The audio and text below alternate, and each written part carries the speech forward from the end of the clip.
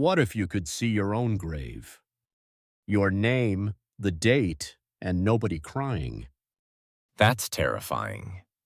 But what if you still had time to change? That's A Christmas Carol, Charles Dickens, 1843. The Bah Humbug story? The most famous Christmas story in the English language. And here's what most people don't know. Dickens wrote it in just 6 weeks. He was 31. 6 weeks? And he was angry. Children were working in factories. The rich didn't care about the poor, not at all. So he could have written an angry essay. But he didn't. He wrote a ghost story with 3 spirits and 1 old miser, and it changed Christmas forever. How can one story change a holiday? Merry Christmas as a greeting. Dickens made that popular. Let's go back to 1843, to a cold, foggy London street. And here's Scrooge's story from the very beginning. It was Christmas Eve in London. The year was 1843. Ebenezer Scrooge sat in his cold, dark office.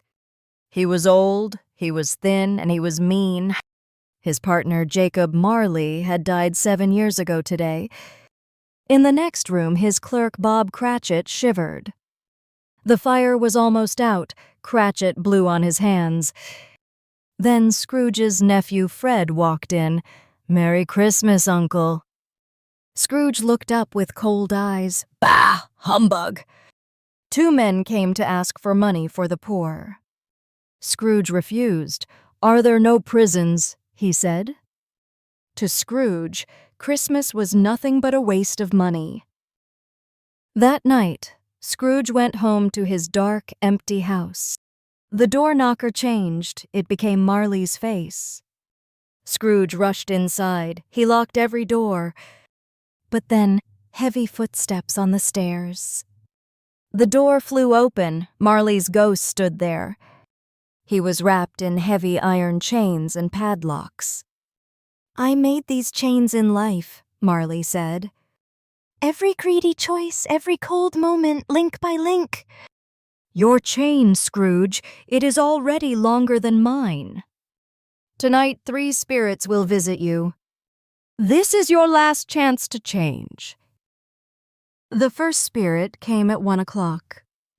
It glowed with light, part child, part ancient being. It took Scrooge's hand. They flew into the past. A school appeared. It was Christmas, years ago.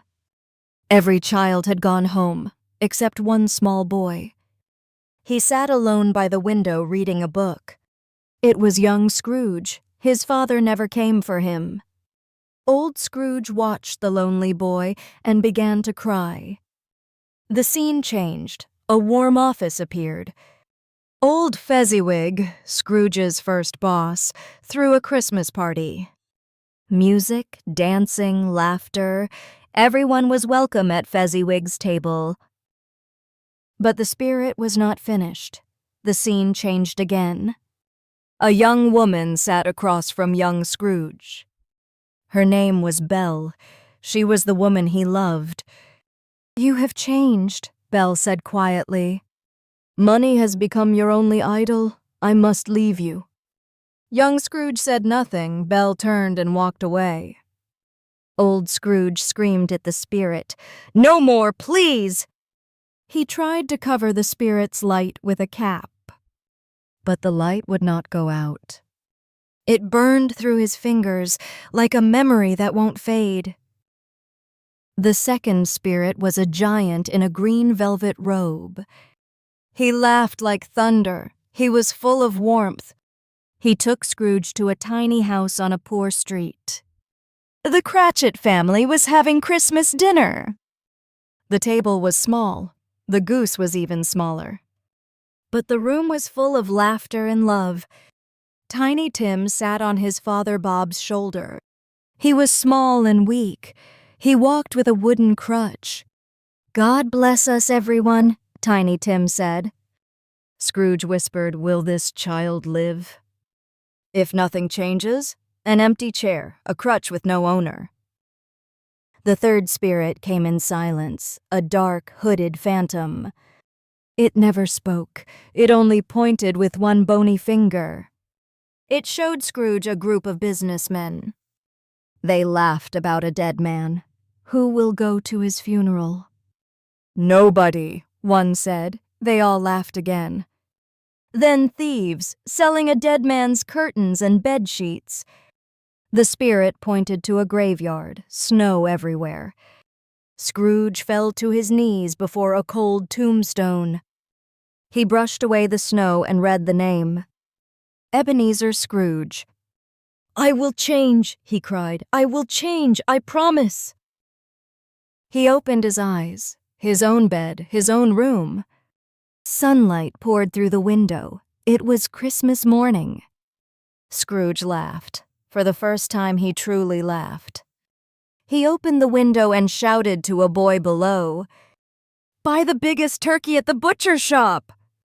He sent it to the Cratchit family, no name attached. He ran into the street and gave money to the poor. He walked to his nephew Fred's house, knocked on the door. Everyone stared. Scrooge smiled wide and said, "Merry Christmas!" The next morning, Bob Cratchit came in late. Scrooge pretended to be angry. "You're late, Cratchit!" Bob trembled. "I'm sorry, sir. It won't happen again." Then Scrooge broke into a smile. "I'm going to raise your pay, Bob. And I'm going to help your family, every one of them." Scrooge kept his word. He became a new man. He became like a second father to Tiny Tim. The spirits never came again, and Tiny Tim did not die. As Tiny Tim always said, "God bless us, everyone." Wow, that ending. God bless us, everyone. That really got me. Right? Now let's go back to the beginning. Scrooge, one of the most famous characters in English. Dickens calls him a miser. Macer. Someone who loves money and hates spending it on anyone. Not just careful, obsessed.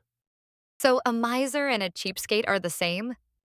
A cheapskate is annoying. A miser is dangerous. Scrooge lets his own clerk freeze in the office. And his most famous line, "Bah, humbug." Humbug doesn't just mean no.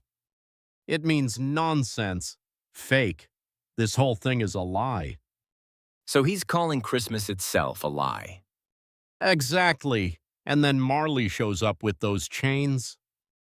Every greedy choice, every cold moment, link by link. Our choices become our chains. That's Dickens' message.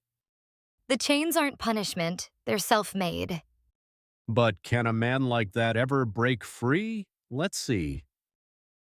The first ghost takes Scrooge back to the past. And this is where Dickens breaks your heart. The lonely boy at the school. Imagine this. You're a child. It's Christmas.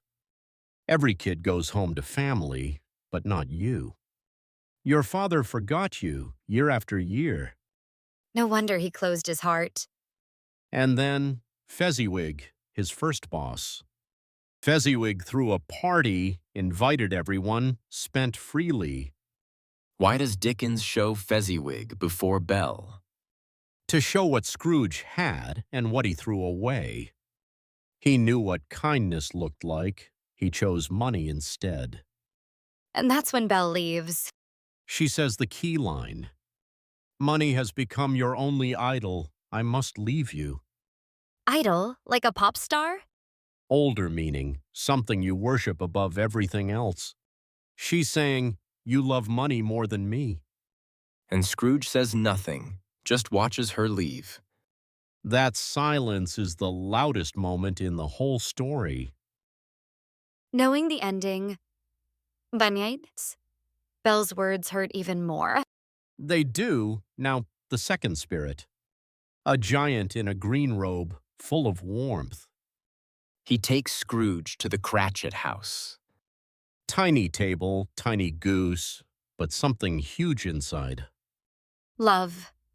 Exactly, and on Bob's shoulder, Tiny Tim, a little boy with a wooden crutch. Crutch? What is that? A stick you put under your arm to help you walk. Tim is so weak he can't stand without it. But the most powerful moment still coming. What does he say? God bless us, everyone. That's beautiful. And he says, everyone, not just his family. Even Scrooge. Wait, bless, is that the same as protect? It means wishing someone God's love and care. The weakest boy in the room gives the most. That's Dickens. And then the final ghost arrives. No face, no voice, just darkness and a pointing finger. The scariest one. This ghost doesn't explain anything. It only shows. Businessmen laughing about a dead man. Nobody went to his funeral. Nobody, and thieves sold his bed sheets. Then the ghost points to a grave. Grave. Like when someone looks really serious? Different meaning. A grave is where you bury the dead. Scrooge kneels in the snow, reads the name. His own name, Ebenezer Scrooge. The what if from the start, it actually happens. He screams, he promises to change. And then, Christmas morning, he wakes up. If I saw my own grave, I'd totally panic. You'd probably fix your hair first. Hey, I'm serious. Huh, but Scrooge doesn't just feel bad, he acts. Turkey for the Cratchits, money for the poor, Fred's party. Why did Dickens make it happen in just one night? Because change isn't slow, it starts with one decision. So here's what Dickens really did. He didn't just write a Christmas story. He wrote a mirror. A mirror? He held it up and asked, "How long is your chain?" That's a tough question. In 1843, people read this and started giving. Factories gave workers Christmas Day off. One story changed how a whole country treated Christmas. And almost 200 years later, we still read it. Every December, in every language. Remember how we started? What if you could see your own grave? Scrooge saw his, and he chose to change. And Tiny Tim's words are still with us. God bless us, everyone. What would you change if you had one more morning? Tell us in the comments. We'd love to know.